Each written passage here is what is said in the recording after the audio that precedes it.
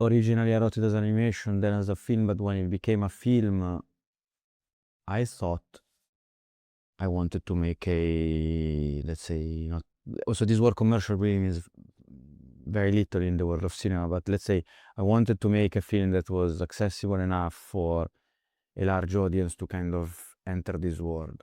And I think what has happened is that you actually make the film, and in the process of getting to do the film, the rewriting, the pre-production, but even before the pre-production, in the way you kind of realize certain things are not gonna work out. So there is a whole process of getting to actually shoot the film where potentially something was lost. Then it's a whole argument because to some extent now it's a more pure form of film. It's very precise.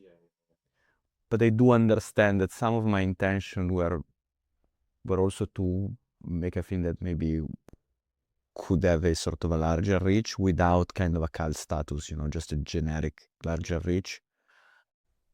For that argument, something got lost in the process because you are so conscious about everything you're doing in terms of like knowing the story, knowing the character, knowing everything.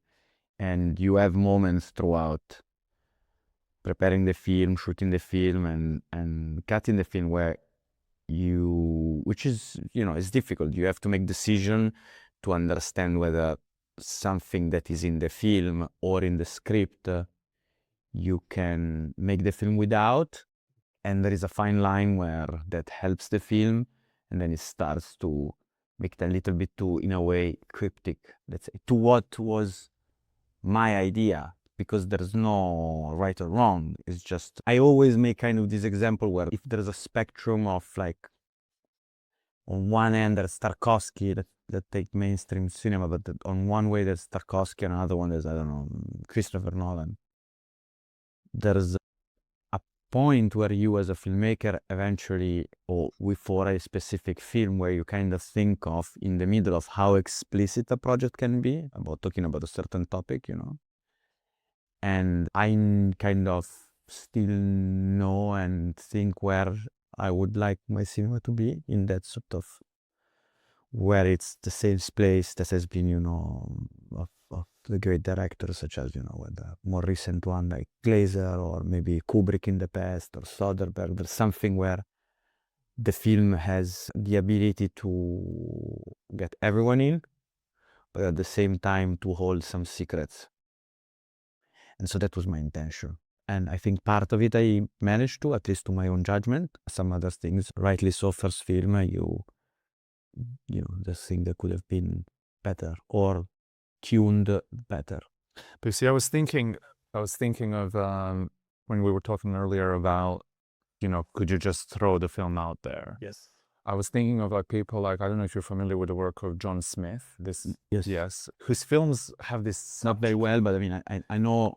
Yeah, I'm aware of him. Yes. But he's a filmmaker, but he's not a commercial filmmaker. But his films have such clarity; they're almost like advertising. And when I met him and spoke to him, he said that of all people that are interested in his film, he's found that advertising people are interested because the films have such clear message.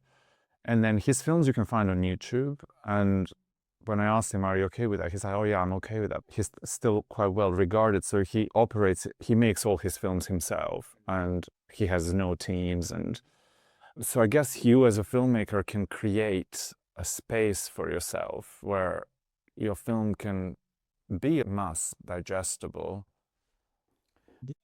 I think you can make films in almost an infinite amount of ways. I think also the grammatic, I'm not an English native speaking, between film, cinema, filmmaking, video making, I mean, I think it's all quite blurred, the definition. But I think what is important is to understand that you, depending on what you decide to do, I think the biggest problem would be if you think you want to do something and you're operating in a completely different space. And for instance, there's a part of me who would just like to do very small cinematic pieces that maybe exist on a YouTube channel. But for instance, there is a reason why cinema in its, let's take even Hollywood, exists in that form, is that there's a machine that builds a certain commercial value in an industry. That is not really an industry, and we could talk for hours about all of this, but the point is that you are given the logistical framework, in a way, the budget to potentially explore things that you will not do by yourself with a phone. And this doesn't mean that it's better or worse. It's just, it's a thing, you can't really do Master and Commander by Weir, like a epic sort of period piece on ships by yourself without any budget. Doesn't mean that then there is maybe a film or a small different type of film project that you can do by yourself. Is it less important? No, not at all. It's just, I think it's and I personally would like to do to explore multiple versions of how you can make films, from the film I've made to bigger ones to super small ones. And this word also, small, big, is kind of irrelevant, but the point is, what do you need to tell the story or to showcase what is interesting of you? If you don't need all of that, then now it's a great moment, because you can do without, and you can put it just on, as you were saying, on YouTube.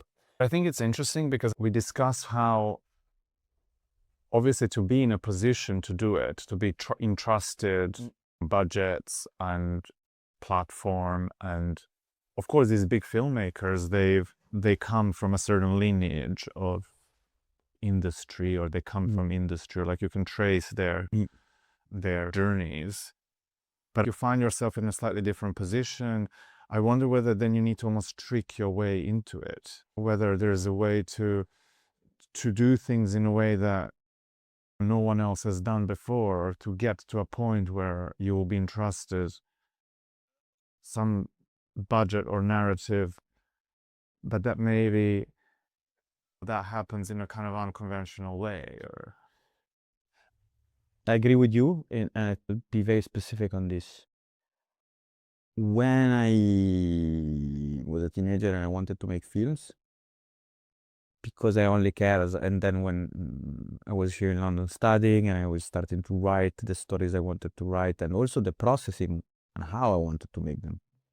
For me, the only thing I cared was to break all the rules, just about language, production model, everything wanted to be different, and still the case. But what happened personally was that, for instance, while I started to work on this project, also the world was kind of changing in a way, and I thought, as this completely personal feeling, that I wanted to make a film in the sort of model that filmmaking is theatrically released, films are traditionally made, for two reasons.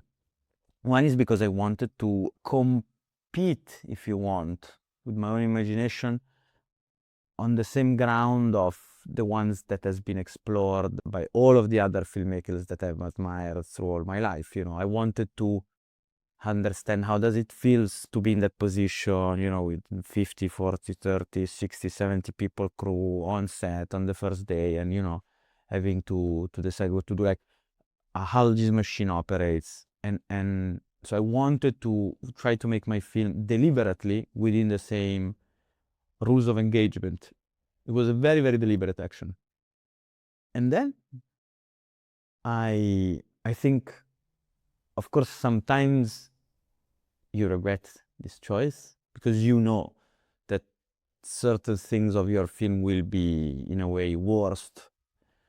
Because yes, the industry operates in a way that should be many times, for many reasons, slightly different. But now I have the tool eventually to sit down with a producer or with someone and say, this I don't think is as sufficient, I don't think is as good, we can do it differently, we should be trying to do differently. And there has been, many filmmakers who or try, and everyone operates slightly differently, but some really have pushed this to completely different system.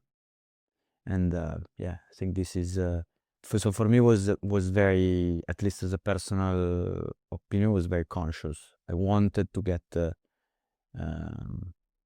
type of experience.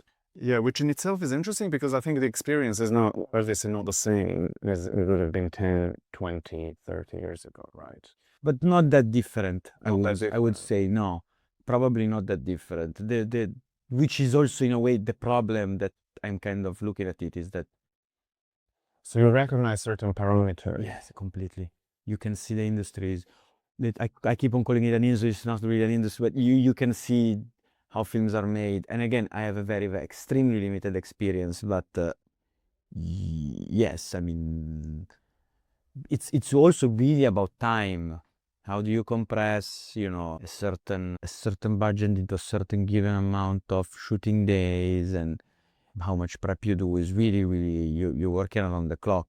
And there are a huge amount of filmmakers which works everyone in their own ways. And I think the most difficult part is how can you have your own model, which is still, I did, of course, my first film for certain things, I did them in a completely different way. And that is the reason why the film came the way it is, because it's only through the process that you drive real innovation. So there are already in my film things that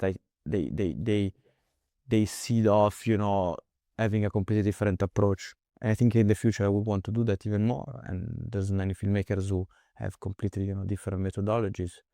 What I can see purely from looking outside, starting to understand a little bit better that world, is that it's the difficult part is how can you, if you are interested to make more mainstream pieces of cinema, bigger budgets, so be entrusted more, how can you be trusted to also bring your own model with you? And so that's, I think, that is the tricky part. Once was told to me by a producer about, you know, very big famous sort of director's name.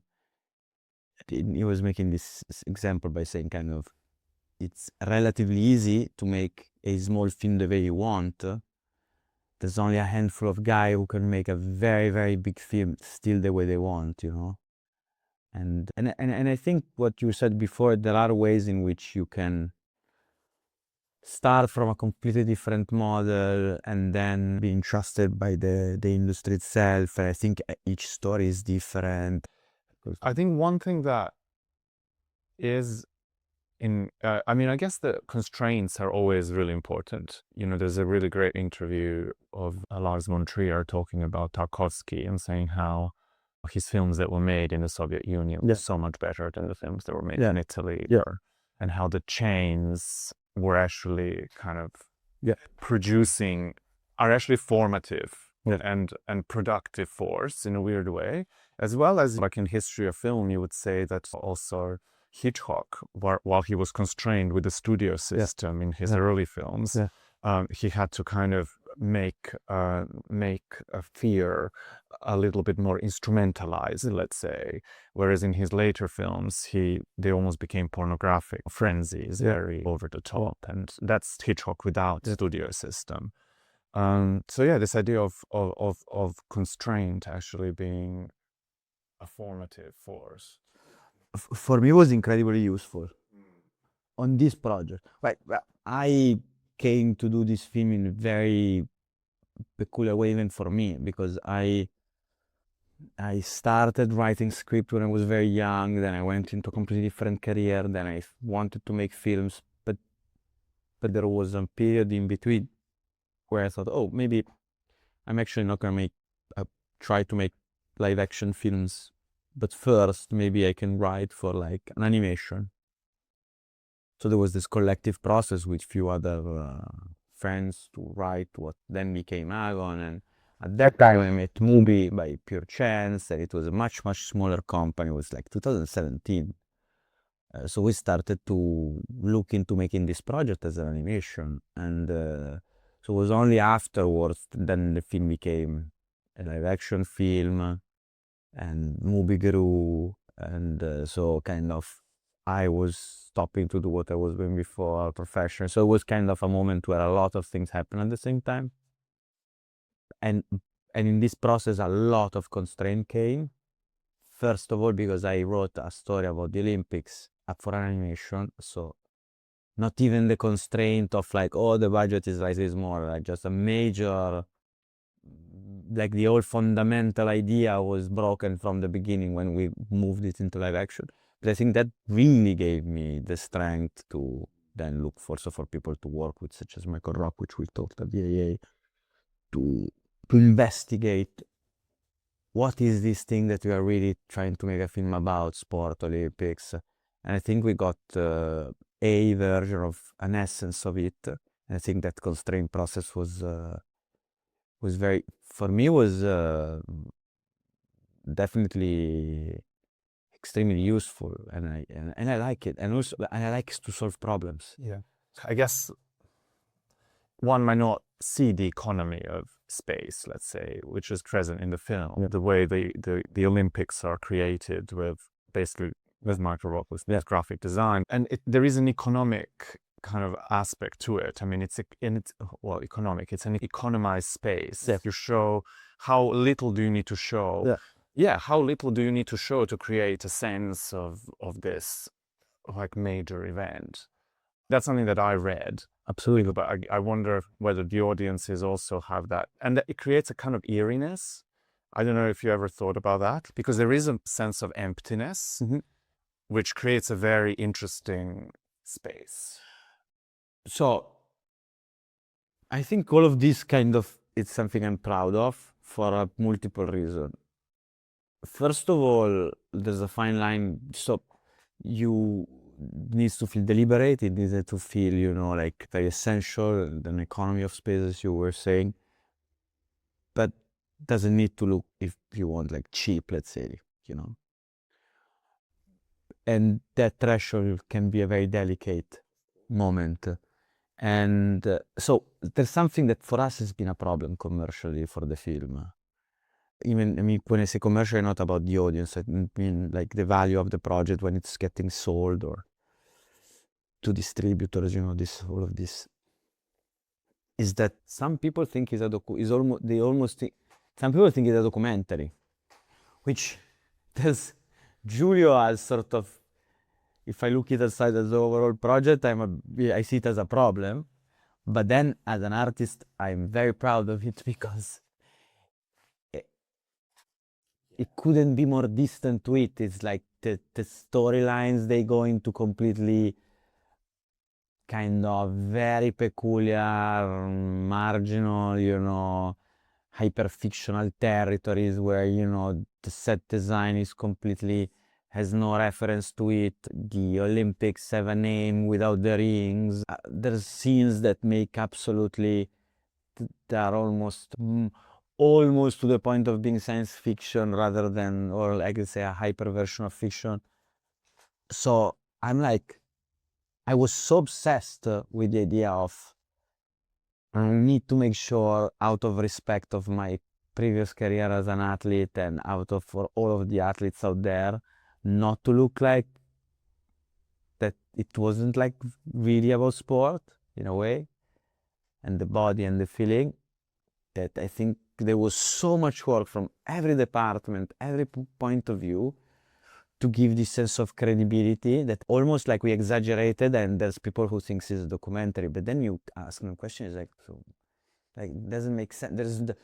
Because the whole idea was at the beginning of the film, I wanted to look like more, let's say, I don't use the word documentary, but I say, with a more realism to it, so that you can collect, sort of a feeling from the audience, and you can carry that through the story.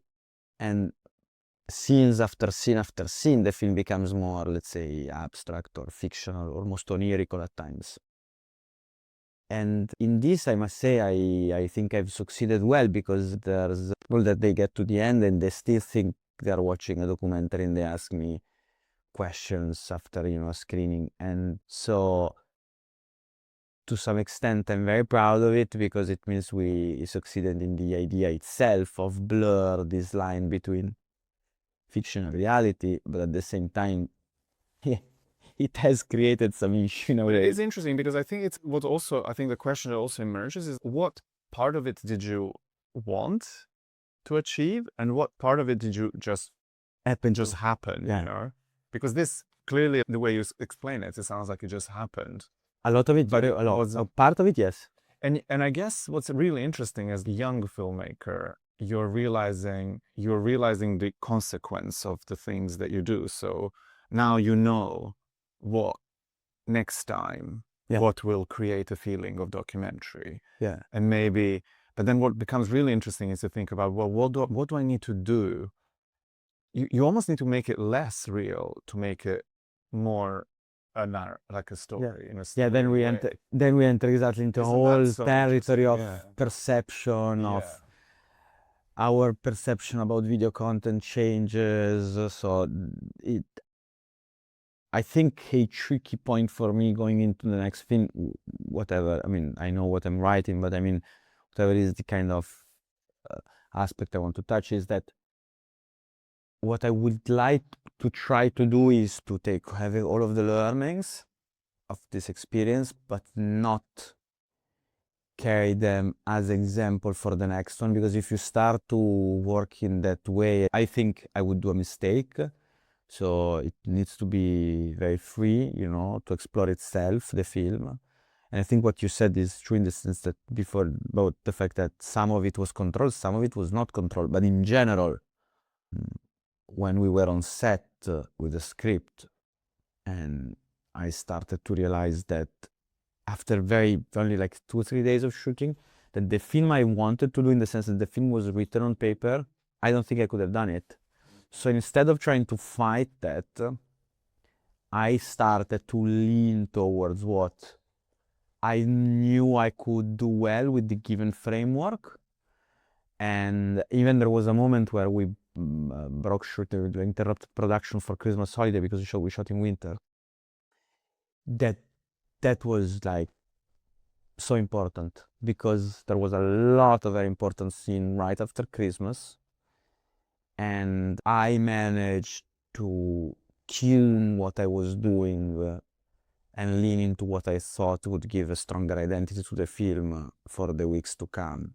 So, and this, for instance, was a pure chance. It's not that I knew, let's put a break in production. No, we had a break because there were Christmas holidays. That's how we scheduled the shooting anyway. But by pure chance, it gave me the opportunity to make a much better film.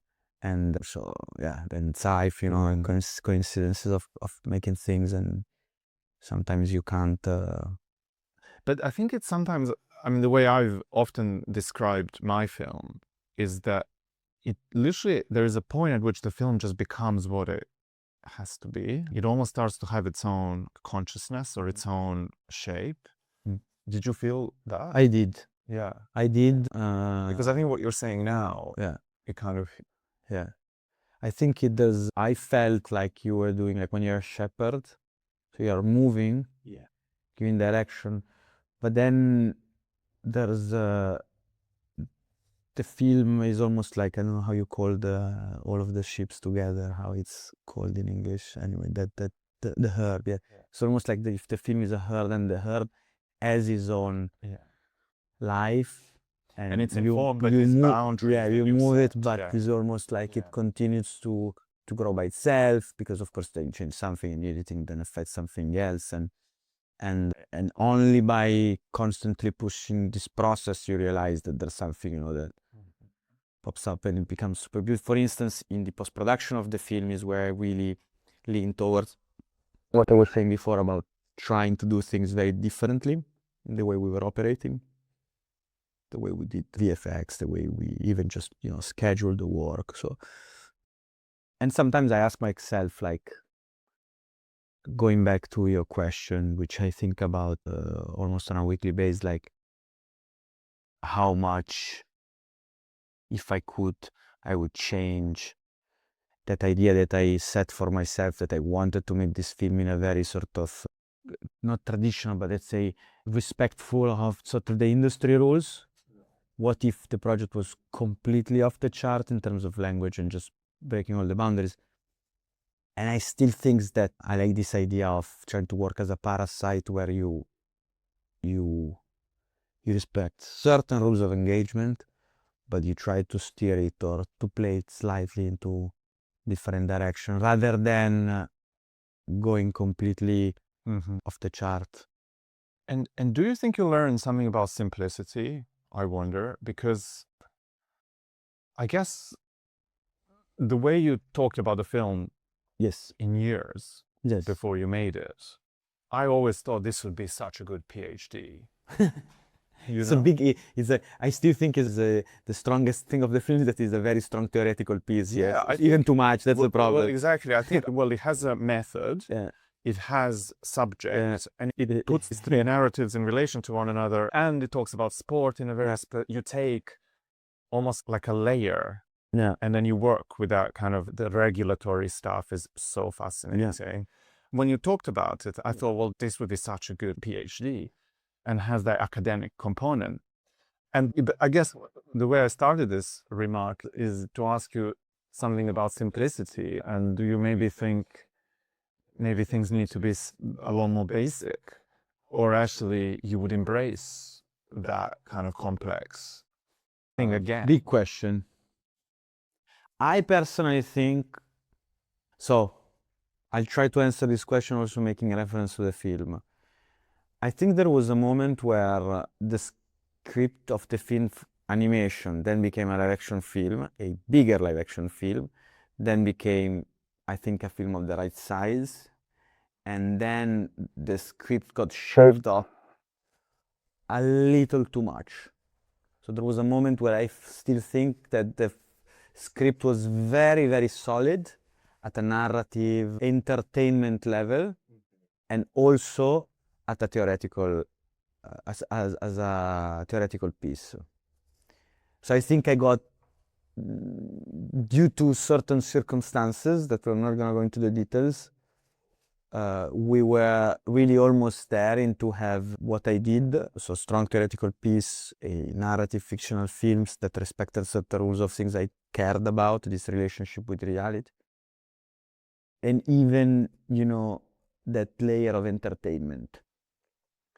So I think to answer then differently your question is, I like complexity because I'm interested in either very big macro patterns, like putting things together in a way that feels are relevant to me and that I believe are relevant to everyone. But at the same time, really, really look into the details of it, pick certain details. Well, details always reveal. Yeah. Right. So I think there is something about this theoretical framework that I've applied to almost every script I wrote, or the half wrote or subjects of films that are there on my drawers, let's say. But I think there was a moment where I was editing that I wanted too much to make a point out of it. So I do agree with what you say, that if you have all of that theoretical background or backdrop to fall over, I think you can be more simplistic, simple. Well, not simplistic, but simplistic is almost derogatory. It's almost like more simple. You can be more simple, and therefore the cinematic value of entertainment, and then we go back to that spectrum between Tarkovsky and Nolan. I think you can put it, you can be more precise of where it falls regarding your vision of cinema. And a lot of it also comes down to, I make a more precise example. So the film AGON has 3 different storylines. If I try to quantify whether the 3 different storylines intertwined, how much that has helped or worked against the film, I still don't know. Because it helps because I'm making my first film and I had the ability to reshuffle elements. Because the reality is, at a certain point you're there, you have the material, and you thought, oh, these scenes will be incredible when it's written, and then for an infinite amount of reason, it's not what you expect, or you didn't do the work well enough to get where it wanted. So you can kind of play with the different episodes in the different scenes to kind of build a momentum in the way. So I had more options, you know.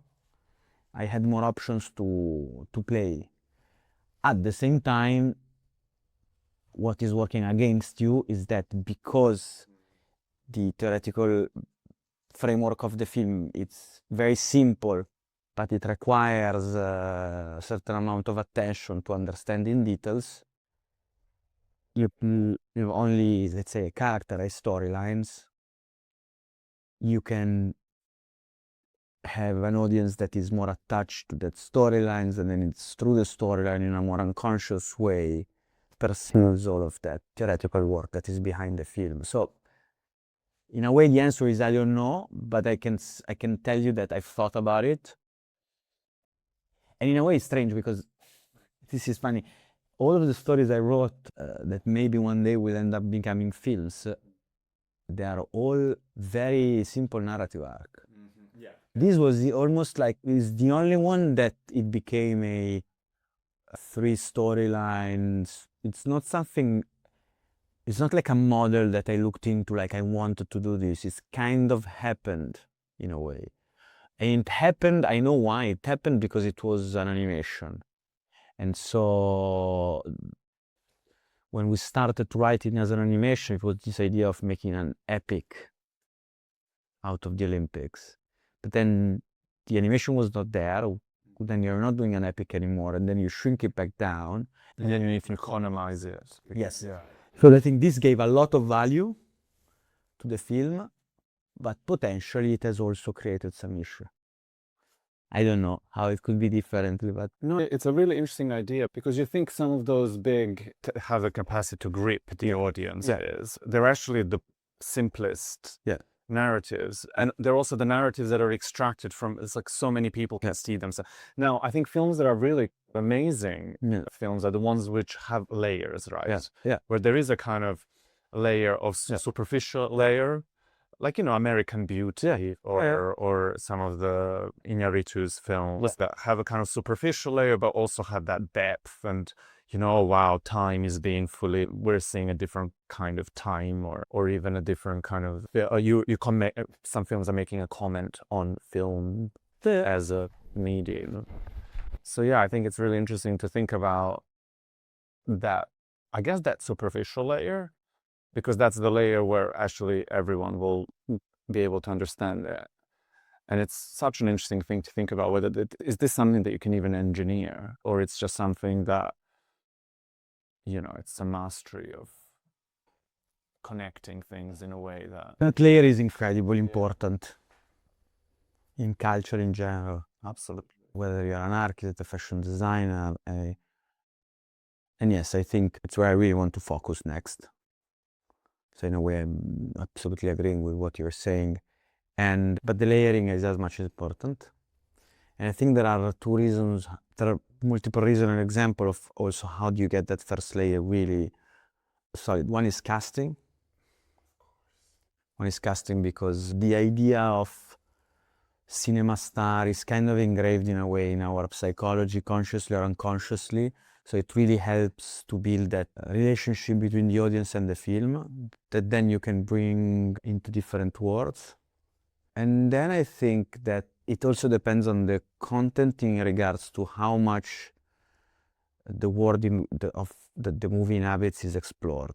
I'll get to the details. How much? I'll try to explain better. So I think one of the reasons why AGON has that sort of realism that is sometimes is interpreted into documentary, it's also because I wanted to make a point on the fact that I believe that today you can't make films anymore about topics such as sports or warfare with the same, because we are all so exposed to so much of that material that in a way unconsciously everyone will make a benchmark out of what they're seeing. So to make a clear example, I don't believe if you make today Saving Private Ryan, it doesn't land because to the audience, in my opinion, because you are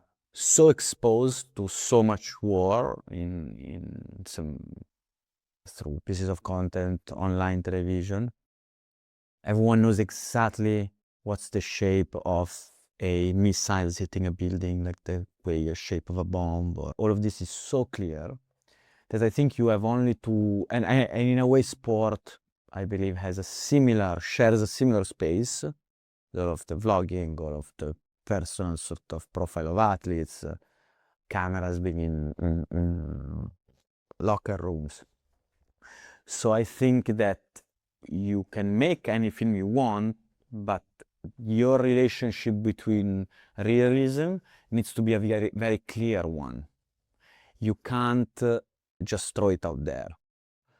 So for instance, I think you can be sort of a hyper-fictional, almost theatrical piece about a war movie where, you know, it's in theater, shot with painted backdrop, or it's something that really explores realism at its core. I think you need to have a point of view. What I tried to do in my film was a kind of bit of both, like starting from this, that was my point of view, was I start from a sort of realistic kind of outlook to this different sport, and then slowly bring you into very fictional spaces and situations. But I think that opinion is very, very important now more than 20, 30 years And ago. that probably links to a kind of cultural layer. Yeah. Because that superficial layer, maybe the names and people Yeah. that are recognized, but then also how relevant it is to culture right now. Yeah. And this is, I think, is, you know, it's the ability of someone to get the right pattern of society in the right moment, but also with the right type of exposure. You know, I think my movie does that. It's just rightly so in a way. I mean, it's a smaller sort of film than others, but I think the topics are super relevant and the way it looks at it. I mean, we talk so much about how this object that is created finds its space in culture and so on, but also at the end of the day, so much of it is to do with marketing budgets. And if you're able to throw a lot of money at just getting the things out there, you know, you know, I think obviously the Barbie and Oppenheimer week were just such a revealing moment in actually revealing the whole film industry as something that actually is predicated on that. Yeah. I think about this you can make argument and counter arguments, because then there are, you know, very smaller independent European film that makes huge runs in the US at the awards. But what is true is that now, because I think I want to go back to, again, what you said before about, you know, breaking the rules, making a film, you know, in a completely different way. My feeling of what I said before was also because I thought this may be finishing, you know, this system in the way it has been explored by all of the other filmmakers may be finishing. So I want to get a shot at it, you know, once it's still in place. Because now the problem is not a small independent film like mine that, you know, belongs to sort of movie, and the problem is that there are very big films, a big cast that even did big festival and awards run, but no one watches. Yeah, of course. It's like this year there's 5 films that everyone wants to watch. You know, it's Sentimental Value, Secret Agent. Now we're not gonna make the list, but there's literally 5 films that everyone wants to watch. Marty Supreme, but one battle after another. There's 5, 6, 7 films. Everything else, it's completely disappeared. There's no linearity. It's not like a projection. You know, it's not like there's that, and then there is nothing. And if you're in the nothing, you better be there in a smaller film with a film that is still a studio film of.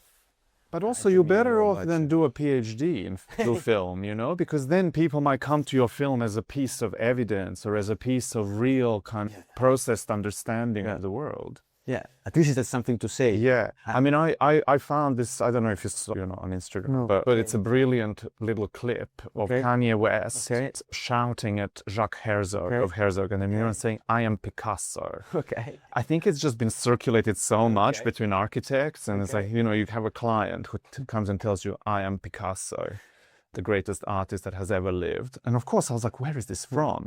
How did this suddenly pop up out of nowhere? And it was in a documentary. And of course then I was like, well, I want to watch the documentary.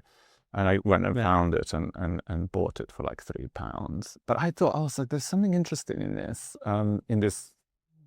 I think this idea of a viral tiny little moment could maybe do something. But this is another conversation. I think it's maybe more of a private conversation. Yeah.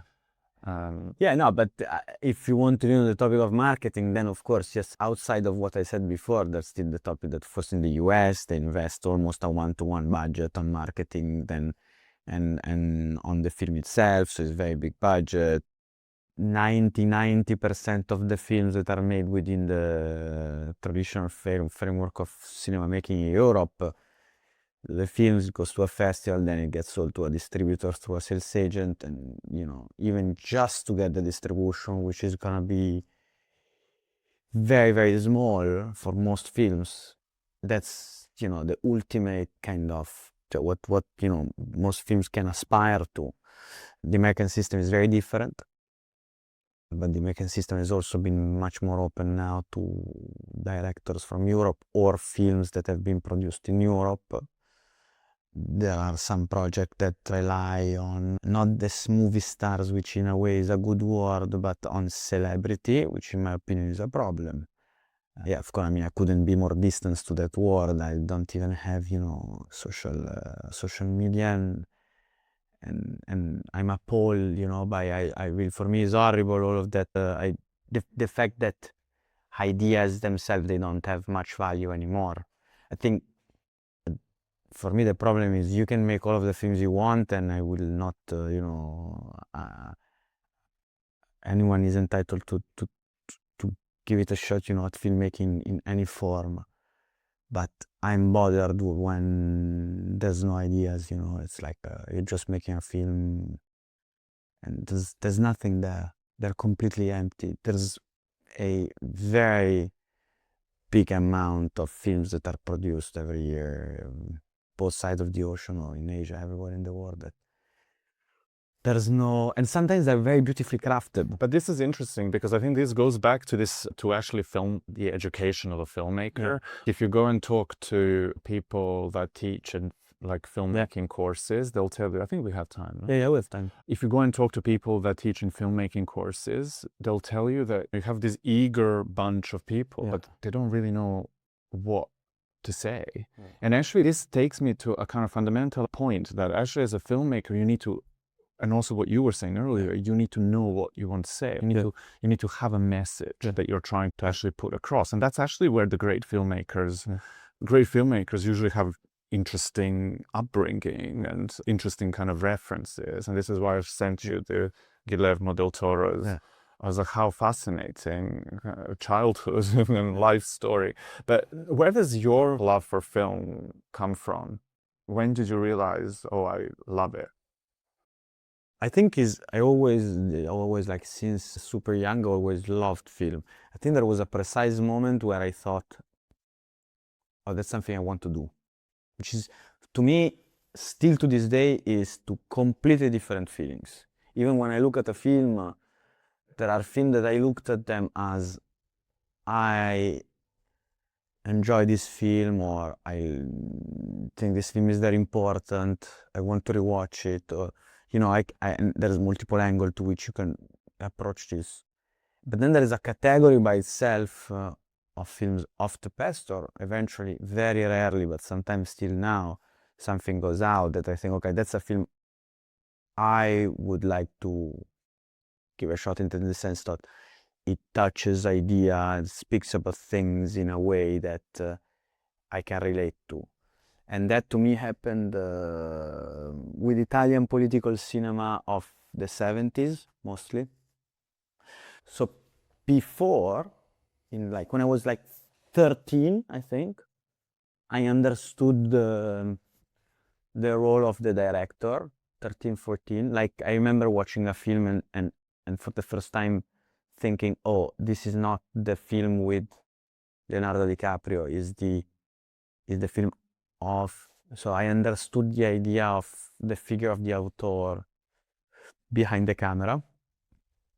That led me to start to look at cinema completely different and to think about, oh, maybe this is something one day I would like to do, in the sense of I would like to say what I want to say through this machine. And then when I started to study a lot of cinema, watch so much films, and then when I encountered all of the... Well, I guess you realize you don't know anything. No, exactly. And then you're like, well, I need to watch. Yeah, it was very academic. You need to watch all of the Kubrick, all of the Hitchcock. Yeah. And there was a moment where I really encountered political Italian cinema of the 70s, directors such as Rosi, not the current documentarian, but the director of the 70s, Rosi, Petri, Pontecorvo, Montaldo, to some extent, even though he's a bit of an alien, kind of Bellocchio. I mean, there were certain directors, particularly Petri, and particularly almost all of his filmography, but mostly one film that is called Investigation of Citizen of Suspicion. And I remember I thought, okay, that's something I want to make, in the sense of I would want to be the person who can create an entertainment piece of cinema that also has the ability to articulate or re-articulate a vision of the world and what is going on and understanding. I think it was that. Then there was so political cinema, and there was, I think, Kubrick a lot of more in the idea of how much you can play to the details of creating the world you want to represent. And then probably, but that's slightly later on, there was a Herzog as well, in the sense of like the adventure of filmmaking being as important, and therefore the process, as the film itself. I would say the moment was, and the type of films were really political cinema. Italian political cinema of the 70s, which is kind of a subgenre, I mean, a category of its own. But then also I'm interested in you, I mean, your family. In a particular context. In a particular context, your family has this kind of cultural weight that's very big cultural. And so, which is of a particular flavor. Yeah. I mean, to reduce it a little bit, but definitely a resonant one. So how do you relate to that? How do you relate to not necessarily fashion, but because that's a kind of interesting question in itself, like comparing fashion world that you probably observed as you grew up and film, but again, the cultural references that are adjacent to, let's say, Prada. And I feel very lucky in the sense that, well, I think I need to do a premise. The premise is I can only be conscious to a certain degree. I tend to be a person who is reflective and self-conscious, but, you know, then there's the parts that they just belong to my life, which I don't really know, and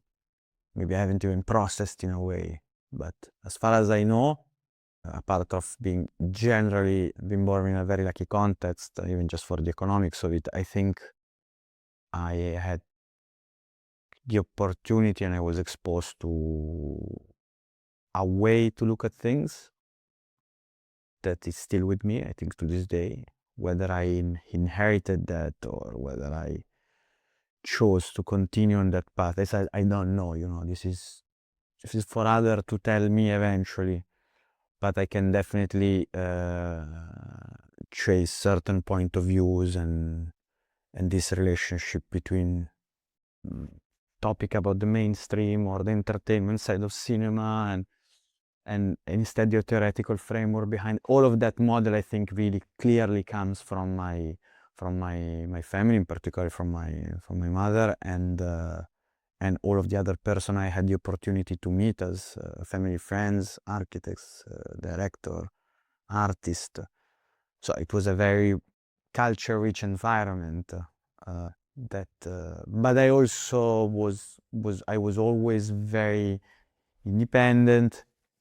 Then I did a completely different career in the world of sport and boat yards and building, boats. And so then there was a moment in my life where, so I think there's that part, and then the other is the one I chose, which was the one of trying to put myself with the sort of dirty hands, or like do something physical, do something very, where you really need to work, where your profession is built on work and not built on conversation, which was what was kind of bothered when I was at the AA studying. Then I left. I came back sometimes, as you know, doing sort of, I would say, visiting lecture. But I think when I left before taking the degree is because the conversation aspect of academia was not for me. I saw the utility for the students, for someone to learn out of it. But when I understood it, it was almost like the tool and the objective were the same. This I really didn't like. So I see you as someone who goes off and looks. I need like 6 hours. Yeah. Go into the details of like all of my references and different type of professions or things I've done. Sorry, No, but I think I see you as someone who goes off. I understand how you would be intrigued by the world, but I am also intrigued about how those, let's say, references, you say like the influence of your mother and like how those references would have kind of come to you. What is that relationship to creative production that you would have seen and that you would have related to, or that you would have, because there must also be a strong sense of, let's say, judgment in a kind of way that you see things that you want to engage with, and then you see things that you don't want to engage with. And what is the question? I guess the question is being specific. When you see the way, let's say, fashion operates, and your mother operates as, let's say, creative director. The creative director the whole point of creative direction is that you let some things in and you keep some things out, right? There is a degree of judgment that comes into what references inform this creative field. And so I'm interested to know what and how did you learn from that? Or did you see some kind of creative ideas being allowed in to the field of... Yeah, I totally understand. I need to make a premise. I was not in the way I was growing up, very young and even later on. Our family dimension was sort of very home-based, and so I would not take part of the work process. So for me, what I had kind of absorbed mostly was the fact that you need to solve problem all the time, because ultimately they were owning the company, my parents. So it's the fact that you are always working, you're always solving problems. It's tiring. And that's hard work. Yeah, that's, I think, is the foundation of what it was normality for me. There was that. Then I think there was a bit of, as a process, like nothing explicit. I was never taught also. But were you like, would it be a pile of books, or would it be a place? Yeah, or that I would say yes. We're gonna go and visit this building, or we're gonna see this, or that I would say yes. That like, because that is what informs you, right? Those are things like things that are kind of in passing. Yes, but never like. I think still to this day, I've never spent a day of my life at work with my mother, so I don't know how she works. It's not like, I think I know because possibly we are similar to some extent in certain things, but it's not like I know, like I've experienced it and therefore I got absorbed them all. No, this is zero. So it was also just, the references. A lot of it was down to stressing idea and politics and trying to do things differently. A lot of politics. A lot of idealism, let's say, behind what they were trying to do, and therefore probably my love for political cinema also came out of that. It's interesting that there's then the aesthetic aspect, let's say the aesthetic authority. Yeah. It's so interesting how it's actually built on an understanding of a system. I mean, it goes back to even what we were talking about the film. So the aesthetic of the film, it's shaped by all these different... Yeah, that is absolutely unconscious. I can see, of course, a lot of the stuff I do in a way comes from, but there was never a direct relationship to it, or never, even in my own creative experience, there are things I only work with ideas. I never work with the aesthetic. For me is extremely important, but it's only a consequence of the work. I never look at it in a conscious way. I never did a 5 minutes conversation about the color palette of the film.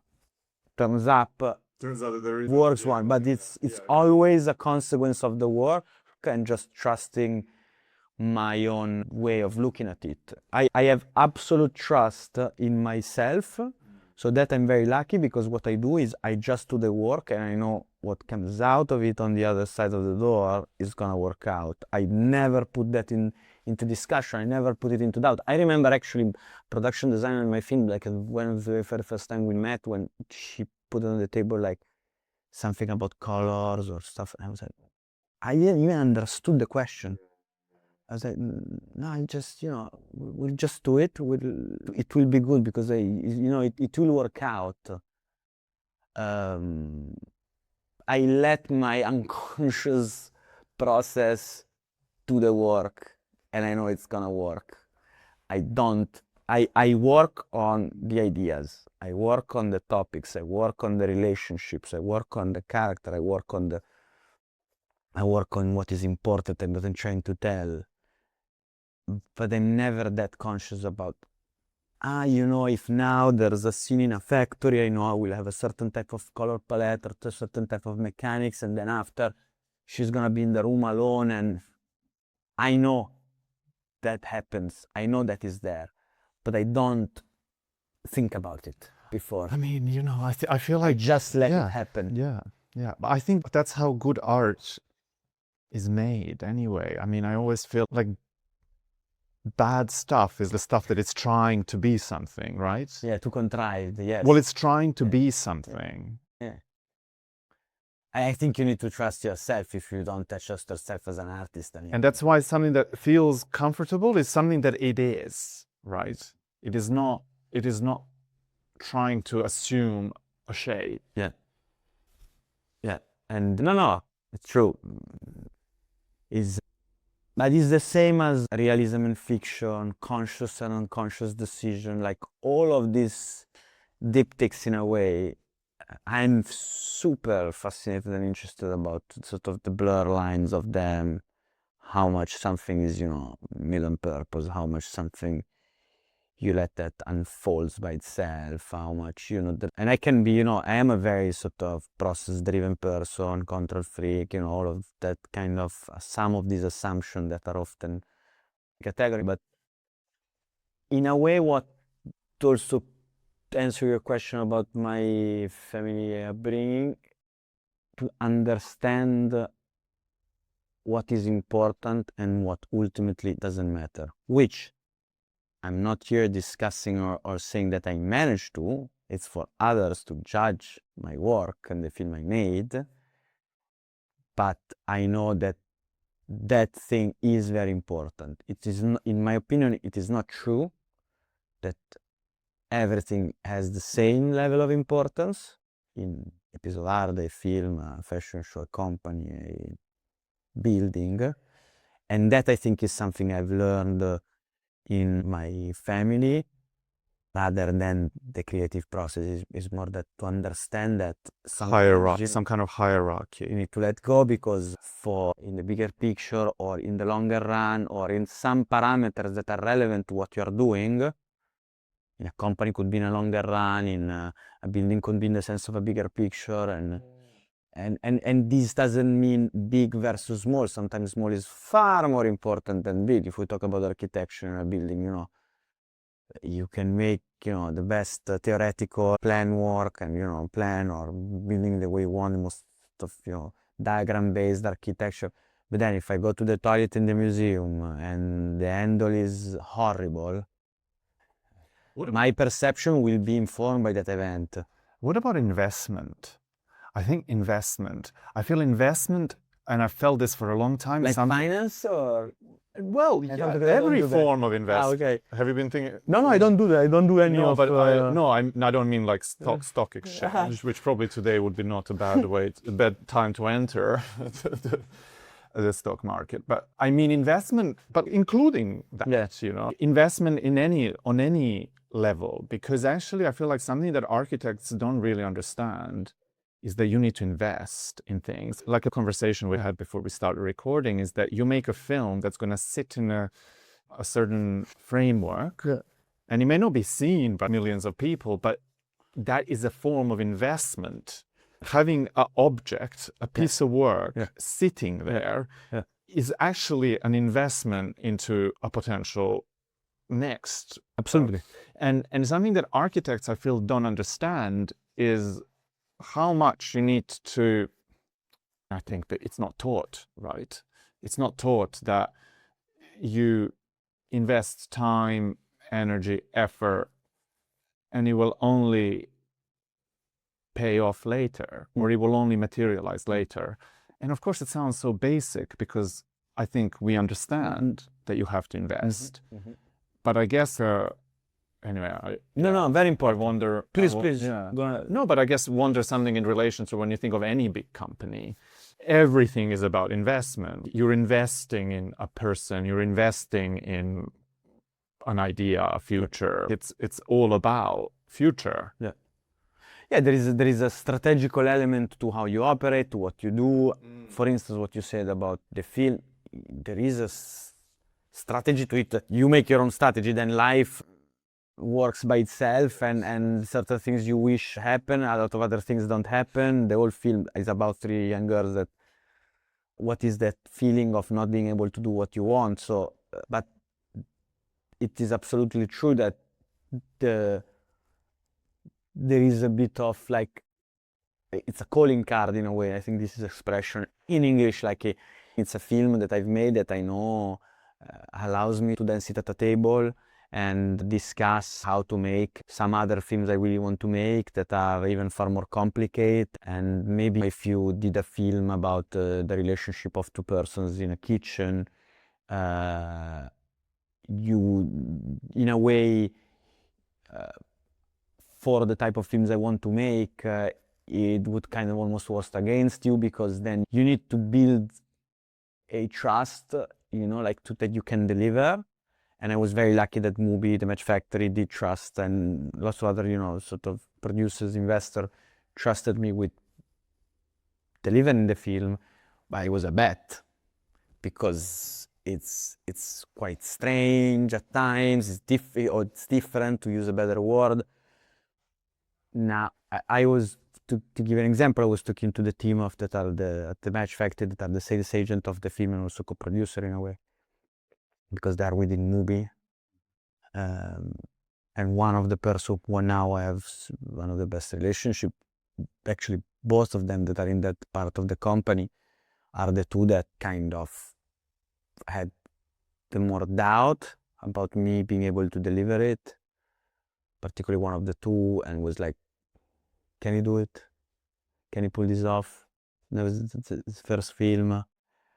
And so you really need to do your best, but at the same time, going back to that strategical element, if you want, in a way, what is important is the strategical element is sort of overlaid.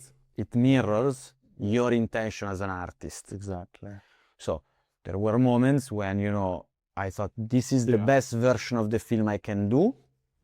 And I also think it's better that it has a very strong identity, rather than, for instance, make it a little bit easier, which does not match my desire as an artist, and also I don't think would make a stronger case for me sitting in the table in Los Angeles trying to discuss the budget for my next film, you know? So I think as long as that element it's adherent to your vision, it's something that shouldn't be underestimated in the longer run. What is important... Well, it becomes a constraint, right? Yeah. It becomes one of the useful constraints, actually. Yeah, you shouldn't make a case, but you shouldn't make a case where it's like if you start to write a film thinking about what others will think about, like the audience, you be better off change, you know, kind of profession. But at the same time, it does make sense to make certain consideration about, you know, if you know there are certain films you want to make, you know how you can get there professionally, or like you were talking about architecture, you know. If your biggest desire is to make your hometown stadium because that's kind of your child's dream in a way, you know, there's probably a path to get there, and a path that for sure will not lead you there. Yeah. And but as long as this strategy is absolutely overlaid and mirroring and like adherent to your vision as an artist or whatever. I hate this word, but let's say a vision as someone who uses applied creativity to create something. Yeah, and I think it's seeing the world as a system that you're part of. Yeah. Right? Because you're reacting to that. You're not just gonna go to build that stadium, right? But you're kind of moving, and it's so right. You actually probably will never get there, but as long as you move, you'll build, I don't know, something else and something, you know. Yeah, you will, exactly. You will, but then, and then all of this actually has to talk with the reality of the world, which most of the time it puts itself in the middle. Whether it's your private life, whether it's public life, whether it's major sort of geopolitical happenings, history happens. Other people intersect with your idea, your personal life. So in all of this, you're like, it's almost like you're shooting blind after someone has, you know, turned you 5 times. Like, you don't really know. But as long as you stick with your idea and you try, okay, you have a desire, I think desire is very important. You need to want to tell the story, you need to want to be there and shoot something, or if you're an architect, you want to play with the tool, whether it's the theoretical one, whether it's ambition, whether it's just the feeling of designing the room that you would love to inhabit, we would like to inhabit. But desire is important. It is also interesting, that connection. I mean, it's just as you're speaking, I'm thinking, in a funny way, architecture and film have a weird adjacency. And it was Kenneth Frampton, I was talking to him, and he said, you know, of all art forms, he said, you know, film and architecture are so adjacent, not necessarily in terms of the output, but in terms of the kind of the complexity of time scale. Yes, much longer the architecture one, but still a longer one. Still, and I think there's something about mobilization. You know, film is like you mobilize. I mean, maybe not the studio. Maybe studio era Hollywood was similar to how fashion works, but maybe that's kind of true. The post-studio era world of filmmaking is a lot more similar to how architecture works, where every film is it's like you accumulate resources and you mobilize them and you kind of get this thing out, and that's it. Whereas the studio Hollywood was obviously, it was like a production system, production kind of specific. It was almost like an industrialized process. This is also an expression, because now when you say studio film, so I mean studio era Hollywood. Exactly, so but this is really a point, because studio film comes from the word of the studio, like the films were actually shot in the studio. Now, when people talk about studio film, they are meaning a vertically integrated business owned by a company in LA, but you're not going to shoot in actual soundstage studio in LA anymore. And you're still likely to have Budapest to, exactly, and you're still likely to have to mobilize resources around the projects. But I think there's a tremendous amount of similarities in architecture and filmmaking. One thing that personally I see a bit of a problem is that I was writing a piece on this, but I'm I need to pick it up again.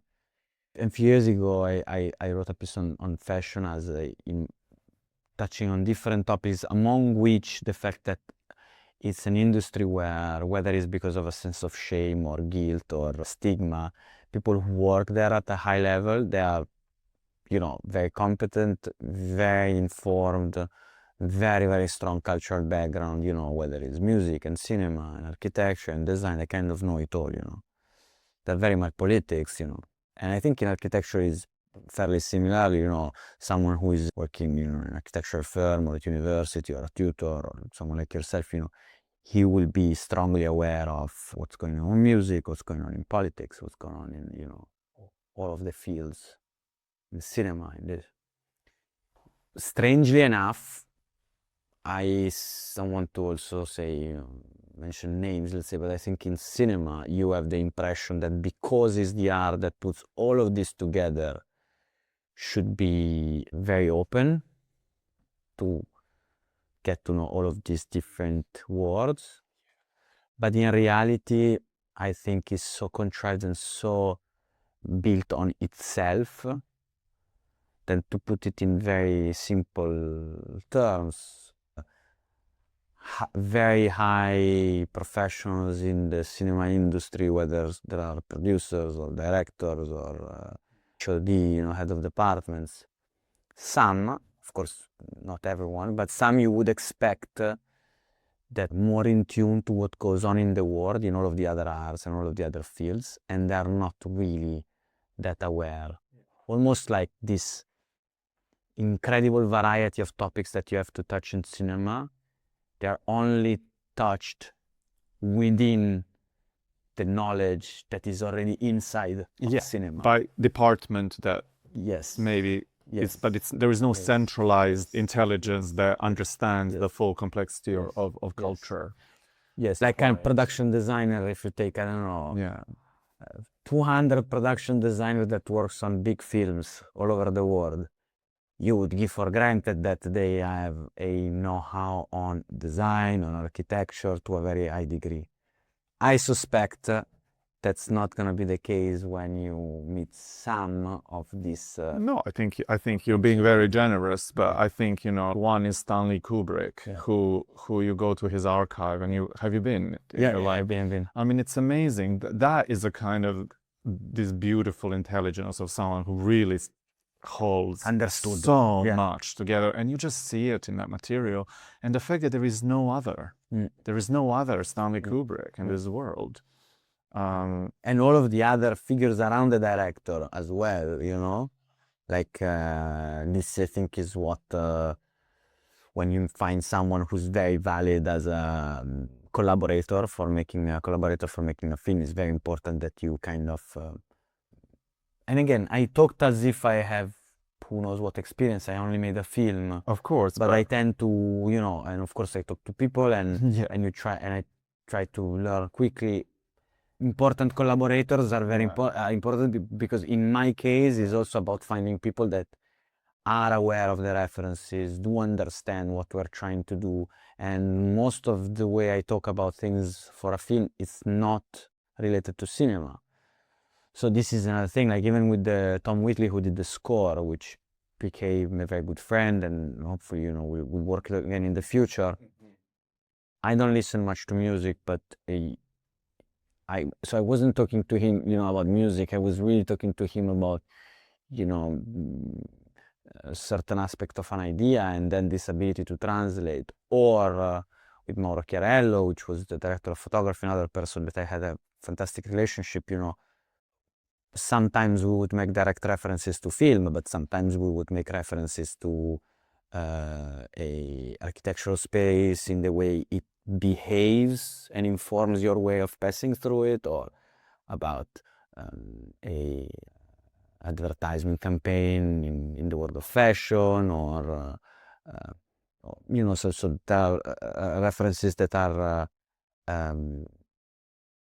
not related at all to cinema, and I want to have that conversation. I want to be able to move the conversation constantly back and forth from cinema to politics, to But that's interesting that there's a thing that you took from the cultural space of your family or the industry that they're in, and also architecture. I mean, let's not forget. No. Both of them, absolutely, both of them. I think is definitely for the process. For me, it's it's important.